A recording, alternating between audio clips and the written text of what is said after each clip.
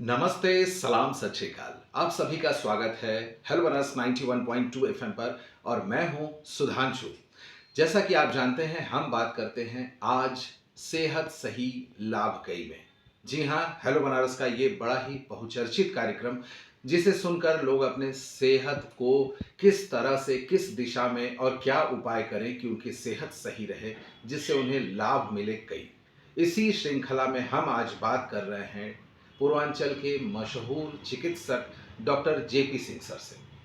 Sir आपका ढेर सारा स्वागत है हेलो नमस्ते। बनारस पर। तो आज हम डॉक्टर साहब के स्वागत के बाद बस पहला सवाल यही करते हैं कि सर एक बड़ी गंभीर बीमारी है जिससे अपने परिवार में रहते हुए भी उस शख्स को बाहर करना पड़ जाता है, लेप्रोसी, कुष्ठ रोग। एक ऐसी बीमारी जिससे लोग सौहार्द भी रखते हैं, हमदर्दी भी रखते हैं और कहीं न कहीं घृणा का भी पक्ष रखते हैं। इस विषय पर हम बात करेंगे। पहले तो ये बताइए कि लेप्रोसी है क्या? कुष्ठ रोग को लोग अभिशाप की दृष्टि में देखते हैं, जी, जबकि कुष्ठ रोग एक बैक्टीरिया से होता है। बैक्टीरिया का नाम है माइकोबैक्टीरियम लेप्री। इसमें skin, nerves, muscle and upper respiratory tract and disfigurement of face, चेहरे की विकृति हो जाती है। ये सब प्रभावित होते हैं।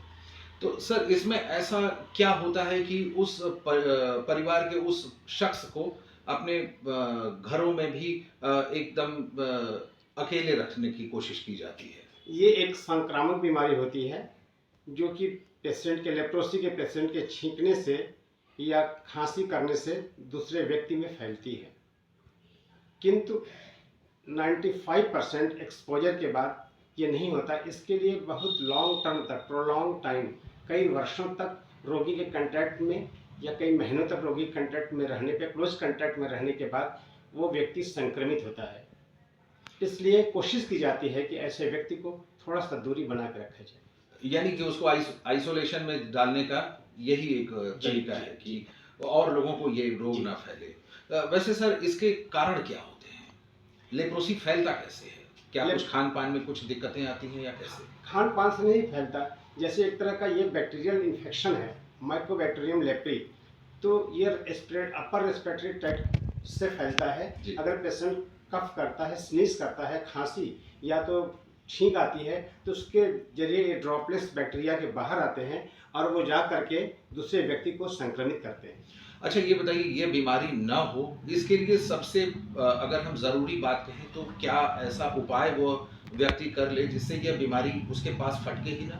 Yes, always prevention is better than cure. इसके लिए नंबर वन, अगर परिवार में कोई व्यक्ति संक्रमित है तो उसको मास्क पहना कर रखा जाए, जिससे उसकी छींक या उसके खांसने से बैक्टीरिया दूसरे व्यक्ति में प्रवेश न करे। जी। दूसरी चीज़, भीड़ भाड़ वाले इलाके में जाते हैं तो हम स्वयं मास्क पहने, जिससे अपनी रक्षा हो।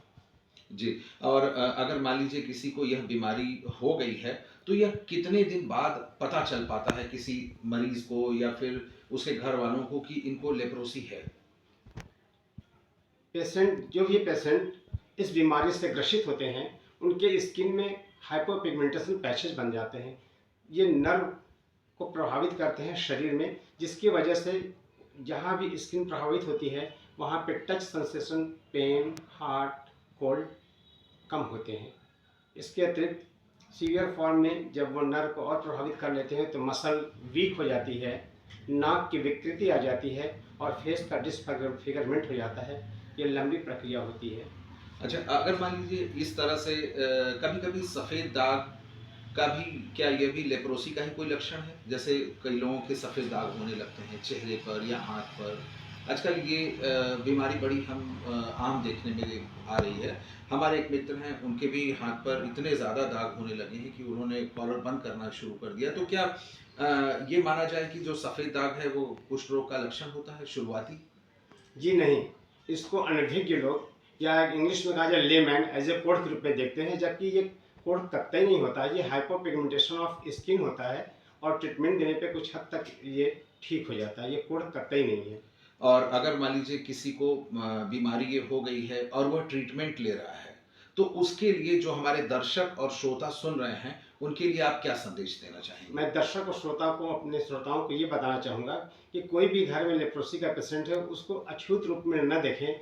3 महीने के बाद वो संक्रमित हो जाता है, उसके खान पान से नहीं फैलता है जब तक कि वो छींके या कफ न करे अपने संक्रमित पीरियड में। अच्छा, और अगर मान लीजिए किसी का डायग्नोस हो गया है कि किसी को लेप्रोसी है या कुष्ठ रोग है, तो लगभग कितने दिन तक दवाइयाँ चलती होंगी सर? दवाइयाँ 3 से 4 साल तक चलती हैं। काफ़ी लंबा काफ़ी टाइम है। लंबा दवाई चलती है। और अगर खर्च की बात करें? सरकार की तरफ से दवाइयाँ फ्री में मिल रही हैं। किसी भी सरकारी अस्पताल में जाएँगे, उनको दवाइयाँ मिलेंगी। अच्छा, अच्छा। और अगर वो ठीक हो जाता है तो उसको अपने परिवार में विलय किया जा सकता है आराम जी, से? पर 3 महीने बाद ही वो भी संक्रमित हो जाते हैं, परिवार में रहने योग्य हो जाते हैं। जेपी सर, आपने इतनी अच्छी जानकारी दी लेप्रोसी के लिए, और हमारे जो दर्शक और श्रोता हमें देख और सुन रहे हैं, खान पान में ऐसे क्या हम चीज़ें अपनाएं जिससे कि लेप्रोसी नाम की भयानक बीमारी किसी को पहुंचे ही ना? किसी भी इन्फेक्शन में व्यक्ति की इम्यूनिटी मायने रखती है। जी। उसके लिए पौष्टिक आहार लें, एग लें, नट्स लें, हरी सब्जियां लें, तो इससे बीमारी इम्यूनिटी बढ़ेगी, इम्यूनिटी से बीमारी को प्रिवेंट कर सकते हैं। यानी कि हम अपना दिल और जिगर मजबूत रखें, खाना अच्छा खाएं, न्यूट्रिशन वाला भोजन करें, तभी यह बीमारी से हम लड़ पाएंगे। आपने इतनी अच्छी जानकारी दी हमारे दर्शकों और श्रोताओं के लिए, इतना कीमती वक्त दिया, इसके लिए बहुत बहुत धन्यवाद। My pleasure. तो आज सेहत सही लाभ कई के इस अंक में बस इतना ही। अगली बार हम होंगे सेहत के लिए एक नई बात, एक नई कथा बताने के लिए। तब तक सुनते रहिए और देखते रहिए hello Banaras 91.2 FM with RJ Sudhanshu. बोले तो यही है पक्का बनारसी। बहुत बहुत धन्यवाद सर।